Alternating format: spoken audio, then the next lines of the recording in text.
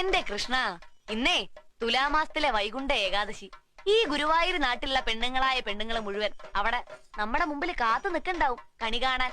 ഈ ബാലാമണി മാത്രം ദാ ഇവിടെ ഉണ്ട്. കാട്ടുകോഴിക്കെന്ത് ചങ്ക്രാന്തിന്റെ ഒരു പറച്ചില് പോലെ ബാലാമണിക്കെന്ത് ഏകാദശിന്നാ ഇപ്പൊ പുറപ്പെട്ടിറങ്ങിയ തള്ളമാരസെറ്റിന്റെ ഭാവം. മായന്നൂരിൽ തന്നെ കൂട്ടിക്കൊണ്ടു വരുമ്പോ എന്തൊക്കെ വിടലാ കേശവന്നാരെന്ന് പറഞ്ഞ കൊശവന്നാര് വിട്ടത്. എന്റെ ബാലാമണിയെ സുഹൃതന്നല്ലാണ്ട് എന്താ പറയാ.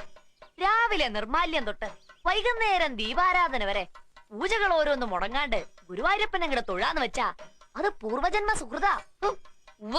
ഇതിപ്പോടെ വന്നിട്ട് ദിവസം 10 കഴിഞ്ഞു. ഇന്നേ വരെ ബാലാമണി അമ്പലനട കണ്ടിട്ടില്ല.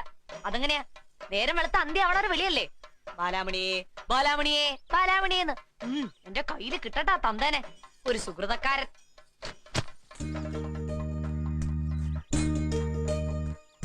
നമ്മള് വലിയ അത്ഭുതങ്ങളൊക്കെ കാണിക്കണ ആളല്ലേ. എന്നെ ഒന്ന് അങ്ങോട്ട് വിളിപ്പിച്ചൂടെ ആ അമ്പലനടയിലേക്ക്? എന്തേ? എന്തു പറഞ്ഞാലും ഒരു കള്ള ചിരിയും നോട്ടവും.